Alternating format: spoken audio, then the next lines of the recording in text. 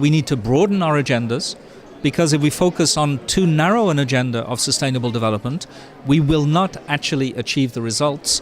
And of course, there's an opportunity cost. By investing heavily in something that won't work, you are distracting attention and resources from what really needs to be done. We can't afford it. We don't have time, and we don't have the capacity. There's obviously nothing wrong with a green economy.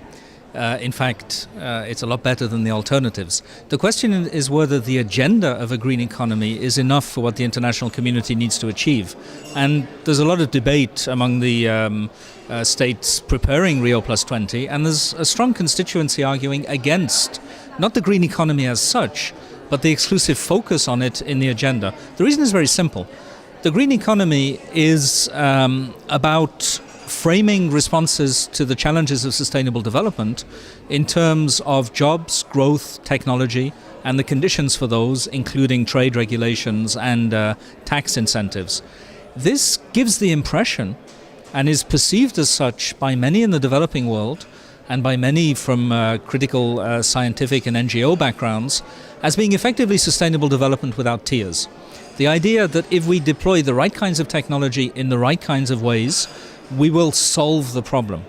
And the reason for being skeptical is that, like many from social science communities interested in this question, I'm not convinced that sustainable development is a problem to be solved. It's rather an ongoing challenge to be lived with. We can solve specific problems, of course. We can enhance the efficiency of solar power, or we can mitigate emissions of greenhouse gases. But even once you've done that, you haven't created sustainable development.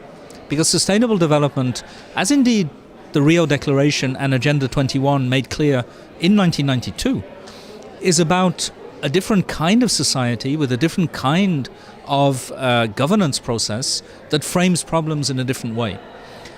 Of course, any green society will, among other things, include green jobs, green technologies, green tax, green trade.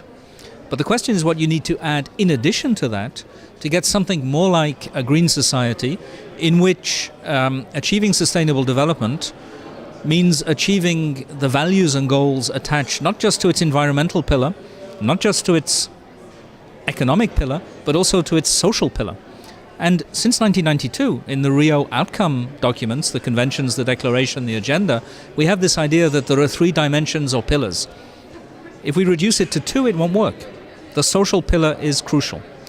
Otherwise, the risk is that we will simply produce more energy-efficient systems, more emissions-efficient systems, but not meet core social and human goals, such as eliminating hunger, resolving the problem of mass unemployment in more prosperous societies, giving everyone access to decent housing, access to clean water, and so on, which are just as important and risk being left behind by an exclusive focus on greening the economy. The synthesis report makes the key points very well and is based on wide-ranging consultation with not just European social scientists and scientists, but beyond Europe as well.